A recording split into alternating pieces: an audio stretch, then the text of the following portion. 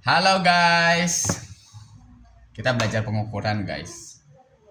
Jadi kita belajar mengukur tiga besaran yang paling umum ya di sini: panjang, volume, dan waktu. Pertama dari panjang dulu. Nah, untuk mengukur panjang teman-teman udah tahu ya kita pakai apa? Pakai penggaris ya, pakai penggaris. Ini yang paling simple. Eh, Pakai penggaris berarti nolnya pastiin berada di ujung satu benda yang kita sedang ukur, lalu di ujung lainnya kita baca skalanya ya, sesimpel itu ya. Kalau panjang kayaknya udah pada tahu. Kemudian untuk volume, nah ini volume ini kebagi dua nih, untuk volume benda yang beraturan dan untuk yang tidak beraturan. Nah kalau bendanya beraturan bentuknya bisa pakai penggaris tadi lagi, lalu kita pakai rumus. Misalkan bentuknya adalah kubus ya, jadi tinggal diukur tuh panjang, lebar, dan tingginya, lalu pakai rumus kubus ya, panjang kali lebar kali tinggi, lalu kita dapat volume dari kubus tersebut gitu. Terus kalau misalkan bentuknya tidak beraturan bagaimana? Nah, kita pakai namanya gelas ukur. Nah, gelas ukur di sini. Jadi gelas ukurnya kita isi dulu dengan air.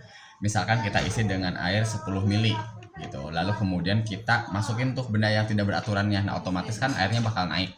Nah, misalkan ini naik menjadi 15 mili. Nah, maka volume dari benda tersebut adalah selisihnya, yaitu 5 mili. Nah, dalam membacanya ini karena kita menggunakan air, kan air itu dia punya meniskus cekung ya. Jadi permukaan itu nggak benar-benar rata, tapi dia cekung seperti ini. Nah, kita bacanya itu di bagian bawah meniskusnya. Ya di sini, bukan di ujung atasnya, atau juga bukan di tengah-tengahnya, tapi di meniskus bagian bagian bawahnya.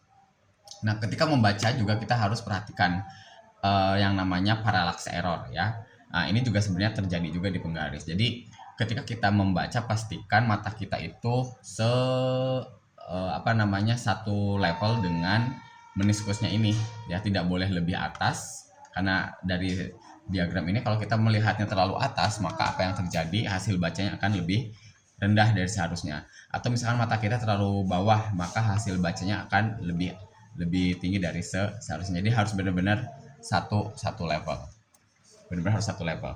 Nah, terus sekarang yang ketiga, untuk mengukur waktu teman-teman udah tahu ya, kita bisa menggunakan stopwatch ya.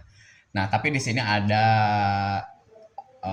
tantangan nih kalau misalkan mengukur panjang dan waktu untuk nilai yang sangat kecil. Misalkan untuk waktu ya, kita ngukur berapa sih periode pendulum yang sedang mengayun, itu kan waktunya cepet ya, waktunya cepat. Sementara untuk menggunakan stopwatch kita harus start dan stop ya, ada reaction time yang bisa mempengaruhi akurasi, jadi ada error di sana. Nah, sehingga strateginya apa? Strateginya jangan mengukur satu osilasi, walaupun kita pengennya waktu untuk satu osilasi. Jadi teman-teman bisa mengukur untuk 10 osilasi, diukur, setelah 10 osilasi baru di stop. Nah, jadi waktu yang kita dapatkan di stopwatch tinggal dibagi 10. Nah, itulah adalah periode atau waktu untuk satu osilasi.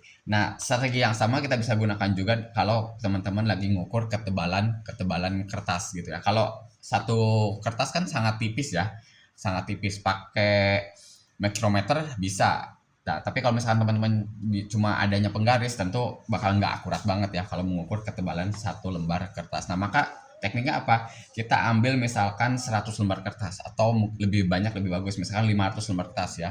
Kita ukur berapa tebalnya. Misalkan teman-teman dapat 2 cm, nah berarti 2 cm itu dibagi dengan jumlah kertas yang teman-teman pakai dalam pengukuran. Maka teman-teman bisa dapat berapa sih tebal satu kertas gitu ya. Jadi dalam pengukuran itu perlu diperhatikan ya, ada strategi khusus dan ada juga akurasinya yang perlu diperhatikan. Oke, segitu dulu untuk sekarang. Terima kasih banyak.